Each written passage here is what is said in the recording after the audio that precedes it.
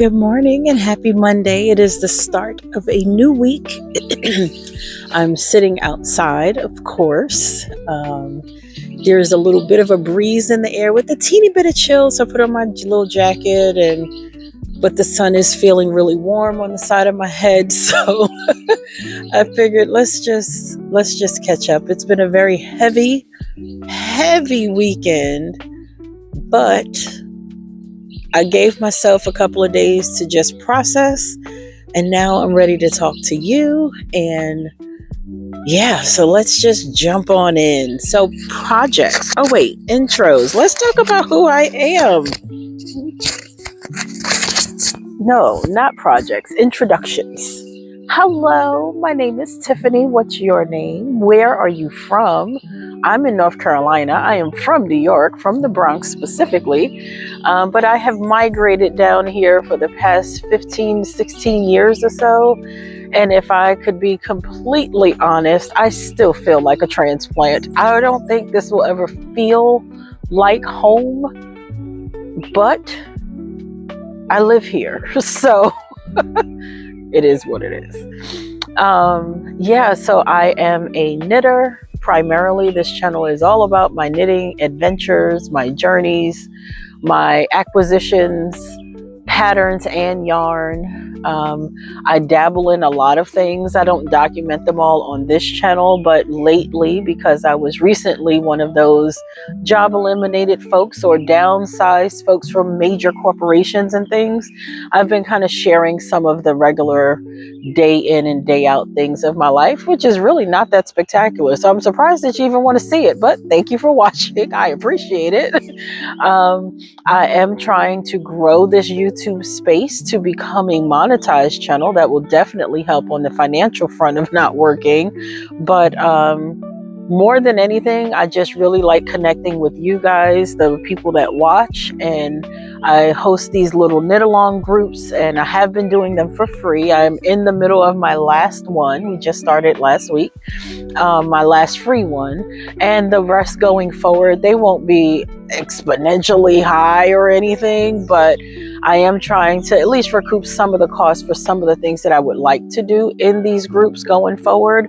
I just don't got a job, so I can't do the things that I would like to do. So that's the point of, charging a small fee for those things. But for the most part, even in this YouTube world, not including those things that I hope to do in the future, sharing my works in progress, the patterns that I find, I'm always looking for patterns that are not by the Andrea Mowry's and the Petite Knits of the world. I don't have any bad feelings towards them at all. I think they make beautiful patterns that are very popular and everybody is making them, but that's part of my boredom when it comes to the knitting community as a whole.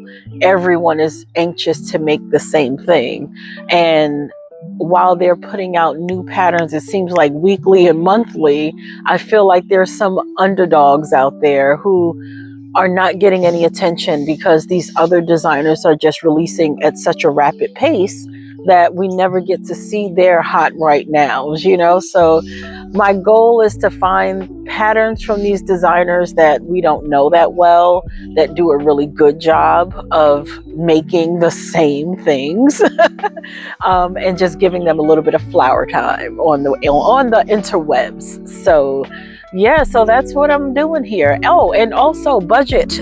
We are trying to do this without breaking the bank because it's expensive. I really thought when I first started knitting many, many moons ago, there was really just Red Heart yarn, and that wasn't that expensive, of course. It was like back then $1 and some change, and you could knit a whole blanket with like 4 balls of yarn. So it was a wonderful hobby. Well, we fast forward into the year 2020 when everybody kind of resurged into the knitting world, and we now have merino fiber that has been hand spun and hand dyed, and hanks of yarn are now, and 200 yards of worsted weight yarn is now costing $30. Like, what? And then add in the fact that I am a plus size person who makes plus size knitwear at $30 a skein, and on average we need 6 to 7 skeins of yarn. I don't spend that much in the store. I certainly am not going to spend that much making it. I just can't do it. I mean, and sometimes I think when something just hits you in the soul and you just have to have it, that's one thing. But on a regular basis, to just have it sitting in the house, no, we're not doing that. We are not just spending $150 on a sweater's quantity of yarn, and then you find out you don't even like it, or it pills really bad, or it itches. Like, for $150, it needs to feel like pure butter on the body, and it just doesn't always work out that way. And that's an expensive experiment. So I really look for acrylic blends that's very affordable. I look for maybe pure wools and cottons and things, but just there are so many yarn companies out here. There's no need to splurge constantly and go broke. And I can say quite honestly, I have more yarn in my house that I am not thrilled with, and I would really love to get rid of it. But I also don't like the idea of just wasting money. So I bought it. I feel like I need to use it. And yeah, so that's what's going on in this channel. That was a nice long intro. I apologize for that, but I never remember to do a proper one. So I figured let's do one again just in case, you're new here. So yeah, so this week, last week rather, what did I finish? I never showed you all the bandana, but I did finish the bandana. I have not worn it because I also haven't blocked it and kind of stretched it out. It's a little too short. I wanted to add some I-cord ties to the corner pieces just to be able to tie it behind my head. But then one of my children saw it and she was like, "Oh, can I have one in green?" And I'm like, sure, why not? So I haven't started hers yet, but I did find yarn in the house that I could use. Other projects. Oh, my biscotti sweater. Okay, maybe I'll go back in later and take a video of me in it, but I'm not getting up to go get it right now because I may not come back out. I'm really tired. So I finish both sleeves and the body. I just need to do the collar, and I wove in the ends on the sleeve. I'm trying to picture it because it's been a weekend, but I did weave in the ends on the sleeve. So everything is done. If you remember a few videos ago about this sweater, I said that I was thinking about taking out the hem on the body and making it finish like I did on the sleeve. So I'll put a picture up of what the sweater looks like, and then you should see either a picture or video of me in the sweater. In the book, it ends with the white or the lighter color ribbing, and I just didn't like the way that flowed. It just seemed so abrupt. I don't know, I wasn't feeling it. So I made an executive decision and I changed it. And essentially all I did was just elongate the variegated rib section and just ended it with the variegated rib. I think I did do 1 or 2 rounds in the white, so it gave a nice little curl at the end.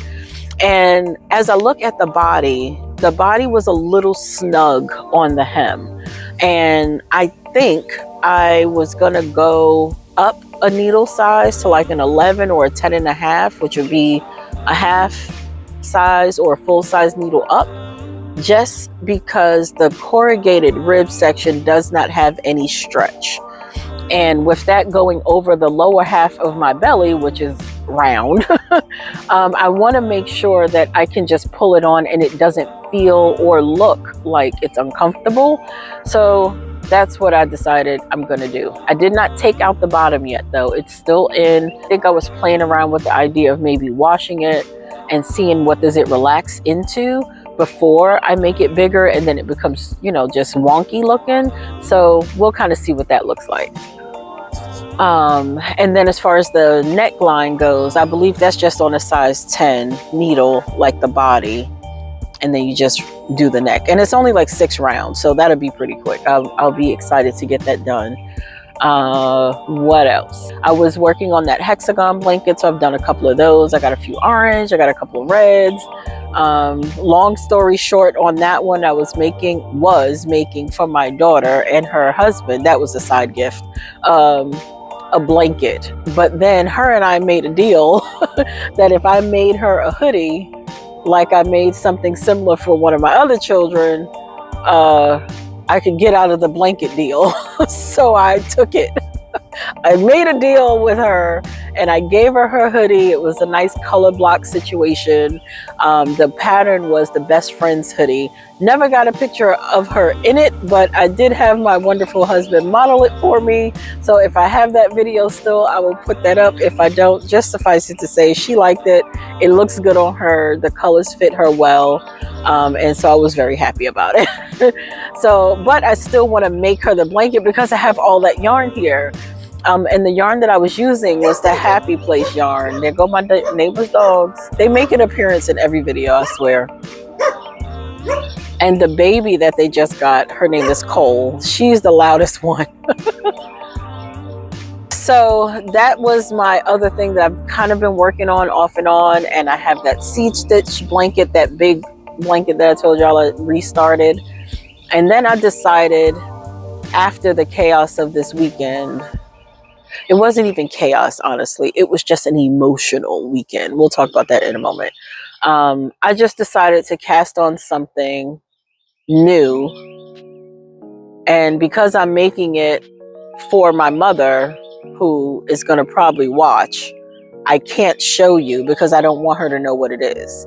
And I don't trust her enough to skip past and not listen to what I'm making because I know she don't like surprises. So suffice it to say, Ma, I'm making you something and I will get it to you when I'm done. And you will like it because I just know you will. But that's all you get to know. So, and don't be sneaking around on Instagram or wherever else trying to see if you catch a glimpse of it, because I have not shared it. I have not told anyone about it. I just mentioned it right now and it's almost finished. So there. But anyway, so this weekend I'm going to actually work on it now, but since you can't see it on camera, I can do it down below. Nope, I'm not even going to show you what color it is. It's nothing too outrageous. It will fit in your wardrobe just fine. Okay, so no worries. But yeah, so this weekend I was sitting here on a random Friday getting ready to record actually, and my aunt calls me to say, long story short, that my grandfather passed away. And I don't talk about him much, or have not, because we did not have a good relationship here. But when I moved down here, you know, him and my grandma, they were about an hour and a half away from, an hour from where I used to live. And the idea was always to go and visit grandma and to go and hang out with the grandparents and let them see their great grandchildren. And it just was not that type of energy. It was not that type of family. And, you know, he was a very tumultuous person who cast a lot of bad feelings around his entire family. The entire family. Yeah, it's hard to mourn someone that has created nothing but chaos in the world of those that you love, and you don't know. So when I started to try to get to know him, I had to approach that relationship as human to human. And by doing that, I got to see him as an individual. And what I realized from him was he was a very hurt man. He was not a nice person by any means while I was young. He was not nice to my mom, aunt, and uncle.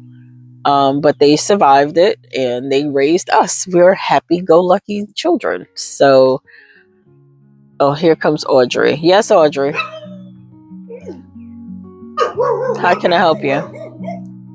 So Tuesday, Wednesday, Thursday. So I'll take you Wednesday. So I don't remember what I was saying before, but yeah. So what I have learned from this person that I got to know, besides the fact that he was hurt, obviously from his past, is you never really know an individual. His neighbors love him. Love him. Very sad, and just he's so kind and he's so generous and this, that, and the third, and you hear it and you're like, I didn't know that individual. We didn't have the privilege of knowing him as kind and gentle. But as I spent some hours with him for about a year and a half, going back and forth to visit, I saw glimpses of what this kind individual could have been. But it was always overcast by the attitude of the person who developed as an older person. You must respect me. You must listen to me. I am the authority. You're not older than me, you know. And it's hard to say to someone who does not value you as a person that you have thoughts and opinions of your own and they're important. So yeah, we're all close family. I found out recently that his own children did not have good relationship with him, and I think he had 7 of them.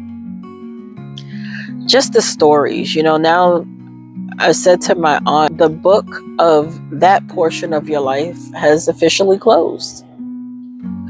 And now that that book is closed, how do you feel? And she feels nothing.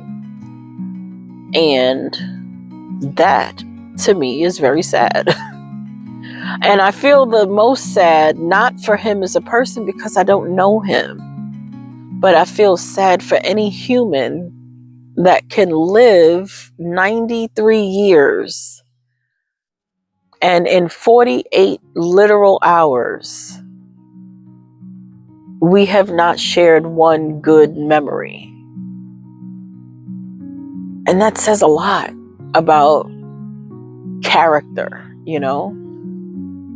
Now, me and my cousin, because we were the grandchildren in the chaos, we have learned things from him about like life lessons, right?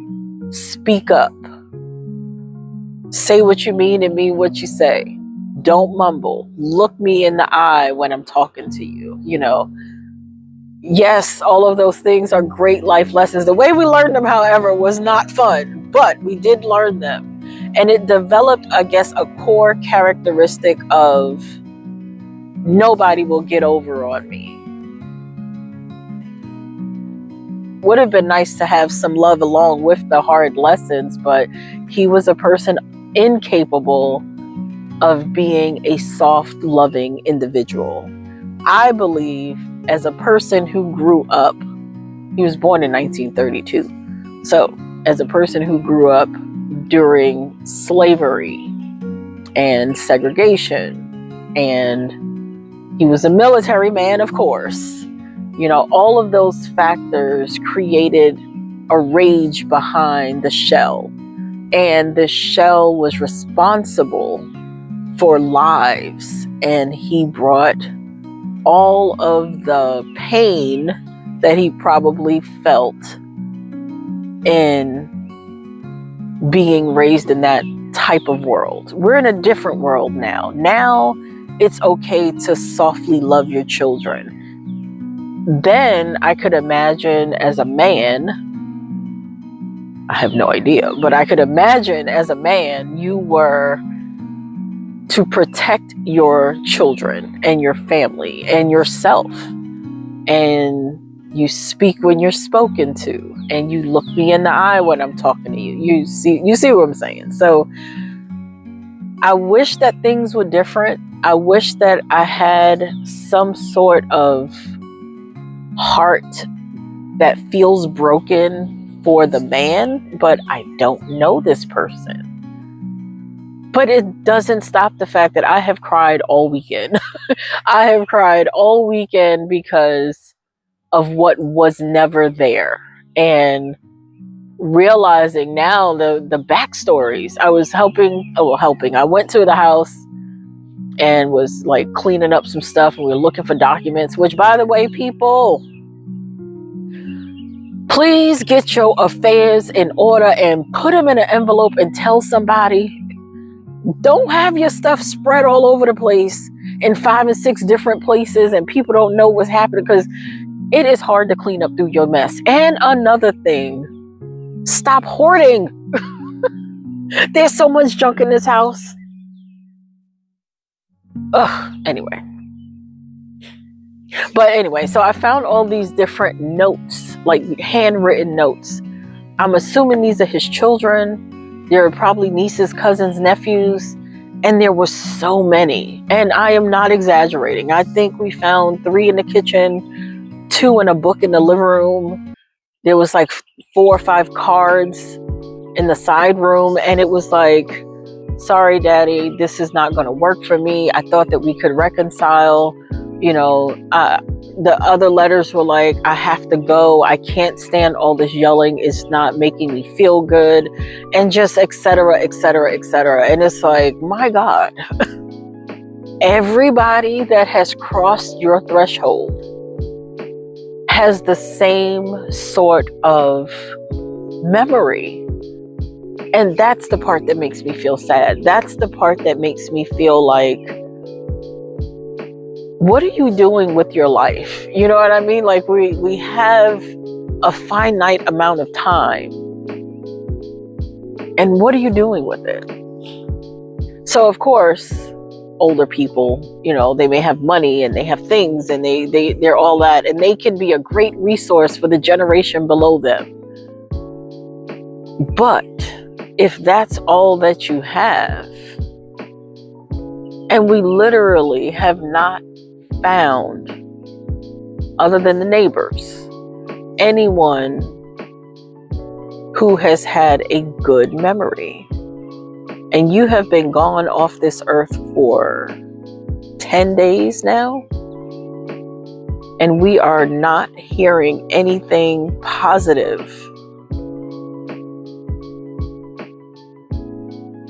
and that's depressing.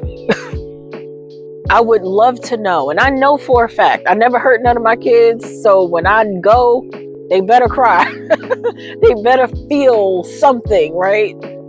But I don't have to worry about that. I know that when they come to my house, even as adults, they might get a cranky old mom, but they'll have good memories. They'll remember when we used to play cards together. We played Scrabble together. We got it on video. So they know I beat them good. They have the cookouts. They have the fire pit. They got the bugs. They got laughing. The funniest story we had so far in this house, and I think they realize that their parents are weird. Me and my husband was standing out in our yard after we purchased the home. It was the following summer, so last year.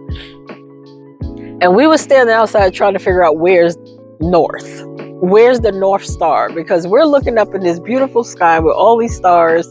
And I'm saying, oh, that's the brightest star in the sky. That might be the North Star. And he said, that can't be the North Star because that's facing east. And I was like, that's not facing east. So we had this whole thing, and we were standing out here at 11 p.m.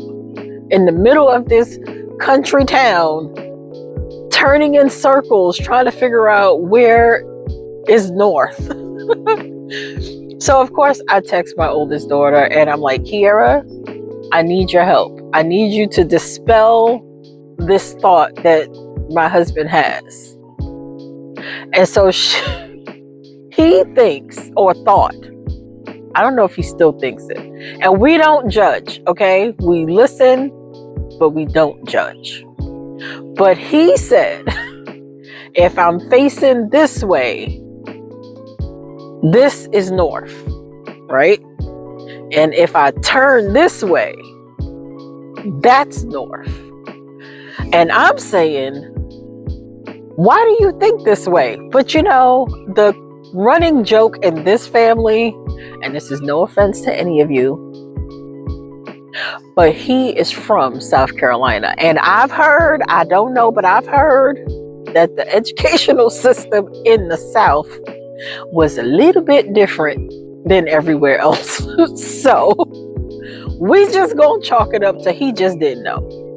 Maybe he was a bad student. Maybe he just was completely oblivious, but he's like, so if I turn this way, that's not north, that's behind me, that's the south. And I was like, Charles, are you serious right now? So the other two kids are here and we're just laughing, and we just had the greatest time of our lives that night, laughing at our expense, of course. Because then we started singing the song from Pocahontas, trying to figure out, is this the East or is this the West? And I was trying to quote the X-Men, the Avengers, with Sam Jackson when he was in the plane, and he said, did the sun rise on that side? Then put it in the West. Something to that effect. I might have quoted it wrong. But none of us can get lost because we don't know our directions. Without a GPS, we are useless. And I just thought that was so funny. Now, that's a memory, right? And we don't have those when it comes to my grandparents. I have one memory with my grandmother, and she was making coconut macaroons, those little, they're not the cookies, not the macarons that have like the silky outside, but the coconut things. And she was in the kitchen making them, and I was at the bottom of the cabinet trying to sneak one. And I thought she couldn't see me, but she was sliding them closer to the edge so I could reach it, because my hand was like doing this on the side of the counter. And when I was reaching up to get the third one, she was like, that's enough now. And I said, you saw me? And she said, you think I can't see you taking my macaroons? And I was like, oh. But then in a moment, I was like, I remember she used to say, mothers see everything. And I just thought she was a magician. And so it's, you know, so that is, look at these cats. That's a memory that I have from her. And every memory that I've had of my grandfather, unfortunately, has been riddled in some sort of discipline. Being accused of lying, being accused of stealing, being accused of being fast, all of those things. And so you mourn a life because it is a life, but I mourn the fact that this person did not affect anyone in a way that is memorable for good. And I hate that. But I also appreciate the fact that we all have in this family, extended and close, we all have had the same experience, so we don't feel like, you know how people are like, I felt like I was the only one. It's nice to know that we all had the same experience, and so we all are feeling the same way, and we don't need to feel guilty for it. Because we all experience this person. It's just sad. But on the flip side of the sadness, I still repeat the same thing. Make a life full of memories and not a life full of things. You know, I think there's so much that you can do with whatever time you have.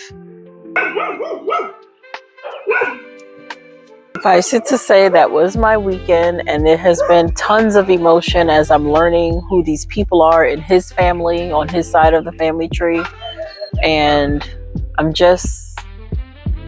I gave myself the weekend to process all of that, and now it's back to business. You know, now it's call this person, do this thing, call this, his funeral is Saturday, and I'm almost terrified to know if anybody will show up. I won't be there because it's 2 or 3 states over. So today we knit, and I'm happy about that because I'm actually enjoying. I can't show you the yarn because my mother doesn't follow directions. It is a 50% cotton and 50% bamboo. It is very soft. It feels really nice. I started the garment, and when I put it on, the neck was too tight, so I had to take it out. And I think her head might be a little bit smaller than mine's, but you still want it to be comfortable on the neck. But when I did put it on and I felt it on my skin, it felt really nice. And I was like, I think she's really gonna like this. And so we continue. I just upped the needle size and, changed the cast on just to give it some stretch. And now we're moving right along. So I'm really excited about that. My middle daughter is learning to drive. Well, she's not learning to drive. Yes, she's learning, but she's about to go and take her road test. Now, quiet as it's kept, I kind of knew that she wasn't going to be able to take it today, but I told her last night, you're going to take your road test tomorrow. And she started panicking. She's like, so when I get in the car, do I put on my seatbelt? Do I adjust my mirrors? I got to make sure. So when you stop at the stop sign, like she was just losing her marbles. Oh, and when you make a 3-point turn, I don't even know what that is. Does that mean that you do this and this? And I was like, okay, so she's clearly not ready. But she's better at driving than she gives herself credit for. But it's always about passing the test. Once you pass the test, you can do whatever you want to do. You drive with your foot out the window, that's your business, But for the test, we need you to sit up straight, 10 and 2, or 9 and 3. I think they changed it. Yeah, I've been driving since I was 18, so I don't know what the actual rules of the road are. I just know that what you just did was dumb. So there's a lot of that in the car, and I tell her, don't do that, So I'm trying to be more mindful when I'm driving. As she's watching me, she can kind of say, oh yeah, I seen mom do that. Because my oldest daughter, when she went to take her permit test, failed one of her questions because she's like, I always see mommy do this. It was wrong. And because it was wrong, she was like, well, she didn't fail the test, but she did get the question wrong. And she was like, Ma, you're a bad driver. And I'm really not. I'm a very defensive driver and a very offensive driver. So yeah, and I've been trying to get off these streets. I don't like being out here. People can't drive. Like, who stops to make a turn? And why do people in the South turn out before they turn in? I don't understand what that is. You're driving a Honda. It's not like you're in a Tahoe. But even in my Tahoe, child, be taking them turns, and the kids be in the back holding on to that thing in the ceiling. I mean, it's not that serious. That's what all the drivers say when they nearly killed you. It ain't that bad. Anyway, all right, let me go ahead and get off of here. Gotta get it edited, gotta get it updated. I will see y'all in the next video. It will be much lighter and less chatty about these types of things, but don't be surprised if there's still another conversation or two that comes later, because this is a very much ongoing situation. So yeah, so I will see y'all when I see you, but thank you for watching, and I hope you stuck it all the way through. And if not, I totally understand. Sometimes we're just here for the craft and not for the life of, the person behind it. So I will see y'all later. Bye.